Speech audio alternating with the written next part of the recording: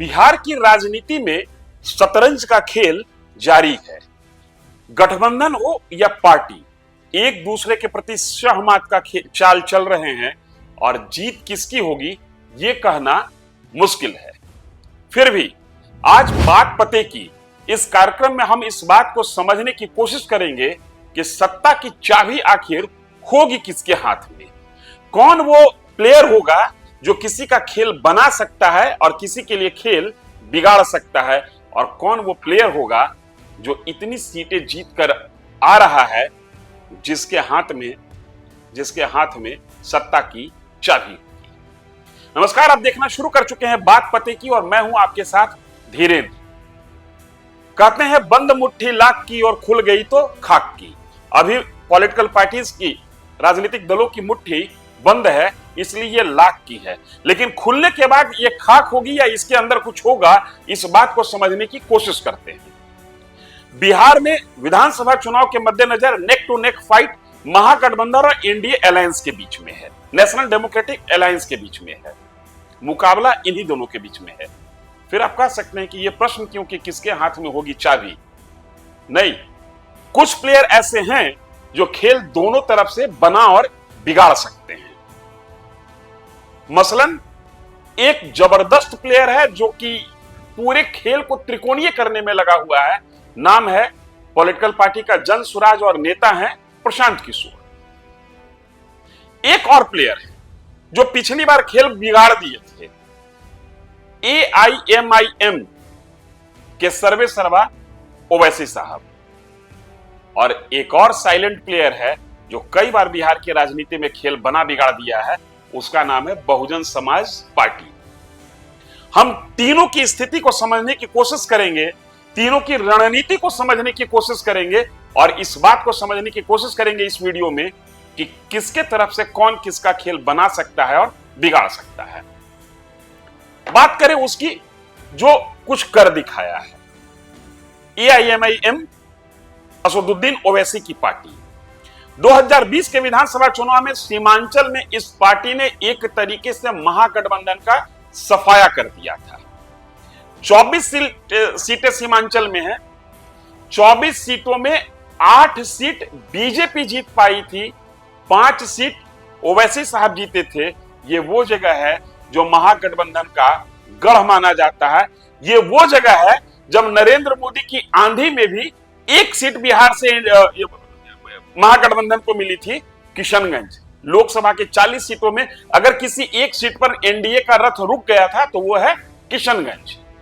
वहां पर 2020 के विधानसभा चुनाव में महागठबंधन का रथ रोक दिया था असदुद्दीन ओवैसी।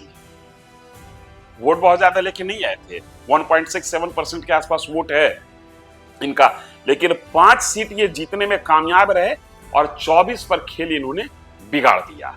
अगर जो हम सीमांचल को समझना चाहें तो सीमांचल की चर्चा मैं इसलिए कर रहा हूं कि ये इसमें 4 जिले आते हैं, किशनगंज, कटिहार, अररिया और पूर्णिया। इन 4 जिलों को मुस्लिम प्रभावित जिला माना जाता है, जहां पर असदुद्दीन ओवैसी ताल ठोक रहे हैं। परंपरागत रूप से मुस्लिम मतदाता बिहार में महागठबंधन का वोटर माना जाता रहा है, इसलिए इसकी चर्चा मौजूद है।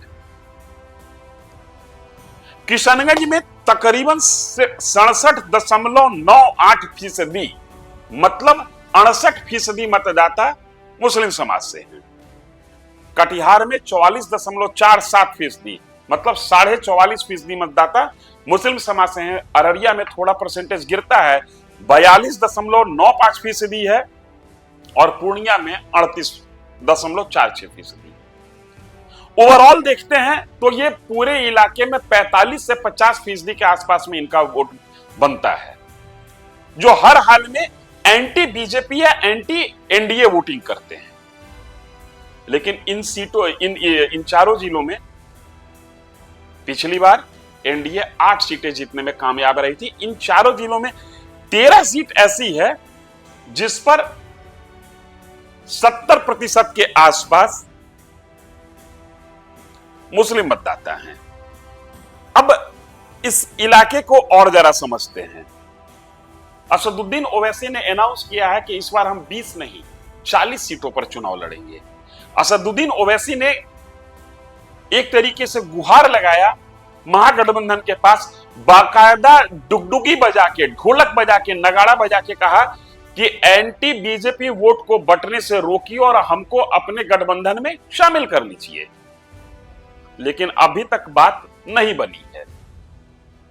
लिहाजा ये 40 सीट पर चुनाव लड़ने के लिए तैयार हैं।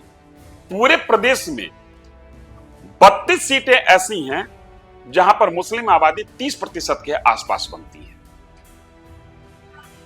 इनकी रणनीति यह है कि जो 20 सीट ये पिछली बार लड़े थे उसके अलावा सीमांचल से बाहर का रुख किया जाए और उन जगहों पर कैंडिडेट उतारा जाए जहां पर मुस्लिम कंसंट्रेशन, मुस्लिम वोटर की संख्या ज्यादा है। लिहाजा इस बार ये खेल बिगाड़ेंगे या बनाएंगे जिन सीटों पर उसकी संख्या 40 के आसपास होगी। अब ये आप समझिए कि ये किसका खेल बनाएंगे और किसका खेल बिगाड़ेंगे। अब आइए, जन स्वराज की बात मैं सबसे अंतिम में करूंगा, क्योंकि सबसे ज्यादा चिंता और सबसे ज्यादा आप सुनना चाह रहे होंगे जन स्वराज को। लेकिन जन स्वराज चूंकि बिल्कुल फ्रेश प्लेयर है बिहार विधानसभा चुनाव के लिहाज से, इसलिए जन स्वराज की बात सबसे अंतिम में। अब आते हैं, मैंने चर्चा की कि दूसरा प्लेयर है मायावती, बहुजन समाज पार्टी। इनके भतीजा हैं आनंद शंकर। बिहार के कई जिलों में यह दौरा कर चुके हैं। 9 अक्टूबर को कांसी राम की पुण्यतिथि लखनऊ में मनाई जाएगी और योजना के अनुसार 9 अक्टूबर को बिहार से कार्यकर्ताओं की बड़ी टीम, कहा जा रहा है कि लाखों की संख्या में ये बहुजन समाज पार्टी के कार्यकर्ता और समर्थकों को उत्तर प्रदेश ले जाएंगे। वहां कुछ मंत्र दिया जाएगा, उस मंत्र का असर बिहार विधानसभा चुनाव में भी होगा और बिहार विधानसभा चुनाव में जो इनको ताकत मिलेगी उस ताकत के आधार पर आने वाले दिनों में ये उत्तर प्रदेश में अपनी मजबूती का रास्ता देख रहे हैं। पिछले बार बीएसपी, एआईएमआईएम जो असदुद्दीन ओवैसी की पार्टी है वो और उपेंद्र कुशवाहा की पार्टी ने अलायंस किया था। इस अलायंस से एक दूसरे को बहुत ज्यादा फायदा नहीं हुआ, सिवाय इसके कि कहने के लिए कि मेरे पास भी एक गठबंधन है। बीएसपी एक सीट जीतने में कामयाब रही थी, भभुआ जिले की चैनपुर सीट जीतने में कामयाब रही। जो जीते वो सत्ता के साथ हो लिए आज मंत्री। लेकिन इसके पहले कई विधानसभा चुनाव में बहुजन समाज पार्टी बिहार के राजनीतिक पंडितों का होश उड़ा चुकी है। 1995 में ये 2 सीट जीती थी। 1995 से ये बिहार के चुनाव में दस्तक दे रही है ये पार्टी। 1995 में ये 2 सीट जीतने में कामयाब रहे थे। लेकिन 2000 का चुनाव, बंटवारा के बाद का चुनाव, Bahujan Samajwadi BSP, Bahujan Samaj party 5 seat जीत गई। ये सीट जीतने की बात मैं कर रहा हूं। 2005 के फरवरी के चुनाव में 2 सीट जीती, लेकिन नवंबर के चुनाव में 4 सीट जीत गई और वोट इनको आया था 4.17%।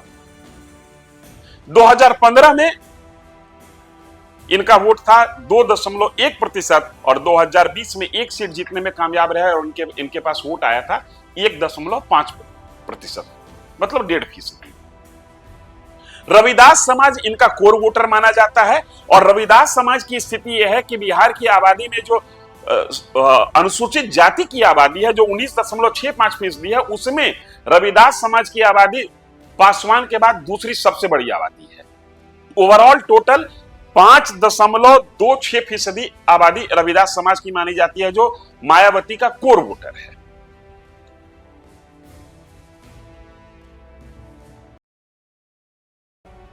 इनका जो प्रभाव क्षेत्र है वो उत्तर प्रदेश से लगा हुआ सीमा क्षेत्र माना जाता है। शाहाबाद क्षेत्र, रोहतास, भभुआ, गोपालगंज, सारण बेल्ट का, बक्सर, इन जगह, इन विधानसभा, इन जिलों में ये प्रभावी होते हैं। बिहार में रविदास समाज का कोई बहुत बड़ा लीडर है नहीं। बीजेपी के पास एक लीडर है, जनक राम, जो कि बीजेपी के सम्मानित नेता है, एक नाम है उनका। फिर भी वो समाज का वोट टर्न कराएं ऐसी स्थिति उनकी बनी हुई है नहीं। जहां पर बसपा उम्मीदवार होगा वहां पर यह माना जाता है कि रविदास समाज का वोट उनकी ओर जाएगा। अगर वो उम्मीदवार रविदास समाज से नहीं आता है तो रविदास समाज और प्लस उनकी जो जाति का अपना वोट होगा वो वोट वो खींच सकते हैं। जहां पर ये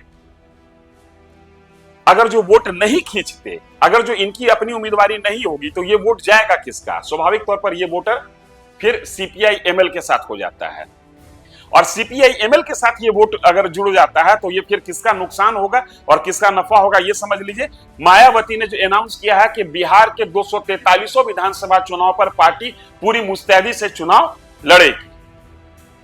ऐसी स्थिति में ये वोट जो मैंने आपको बताया कि अगर बसपा उम्मीदवार न हो तो ये वोट कहां जाता है, वैसी स्थिति में ये वोट स्वतः रूप से टैग होता है सीपीआई एमएल के साथ, या फिर जो दलित राजनीति करते रहे हैं उनके साथ ये टैग हो जाता है। लेकिन दलित राजनीति करने वाले बिहार में दो बड़े प्लेयर हैं, चिराग पासवान और जीतन राम मांझी की पार्टी हम। इन दोनों के साथ रविदास समाज का जुड़ाव उस हद तक नहीं है कि वोट उनके साथ स्विच कर जाए। लिहाजा इनके वोट पर एक तरीके से कहें कि इशारों में अनधिकृत रूप से कब्जा रहता है या नियंत्रण रहता है सीपीआई एमएल का। अब तीसरा बड़ा प्लेयर जो पहली बार बिहार विधानसभा चुनाव में भाग्य आजमा रहा है, लेकिन सबसे बड़ा प्लेयर माना जा रहा है, जन सुराज पार्टी, नेता प्रशांत किशोर, सत्ताधारी दल के या सत्ताधारी गठबंधन के बड़े बड़े नेता इनके निशाने पर हैं। हर दिन कुछ ना कुछ खुलासा कर रहे हैं और उस खुलासा का परिणाम यह है कि नेताओं की बोलती बंद होते जा रही है। कैमरा देखकर सत्ताधारी नेता और मंत्री भाग रहे हैं, प्रशांत किशोर के सवालों का जवाब उनके पास नहीं है। फिर भी क्या ये मूवमेंट वोट में तब्दील होगा? इसको समझने के लिए हाल में किया गया एक सर्वे की रिपोर्ट में आपको बताता हूं। उस सर्वे रिपोर्ट के मुताबिक जन सुराज आने वाले विधानसभा चुनाव में 8% के आसपास वोट काटते हुए दिख रहे हैं, और जो वोट इनको मिलने जा रहा है उसमें 19% वोट अकेले अपर कास्ट का हो रहा है। मतलब कि सबसे बड़ा नुकसान जन सुराज अगर किसी पॉलिटिकल अलायंस को लगाएंगे तो वो एनडीए होगा, और 11% वोट ये दलितों का भी काट रहे हैं। मतलब कि ये दोधारी तलवार की तरह काम कर रहे हैं। दलितों का वोट मैंने आपको बताया कि सीपीआई एमएल के हिसाब से अगर सोचे तो महागठबंधन के पास जाता हुआ दिखता है, और अगर जो लोजपा और हम पार्टी के नजरिए से देखें तो बीजेपी या एनडीए अलायंस की ओर आता हुआ दिख रहा है। लिहाजा ये नुकसान दोनों ओर करेंगे।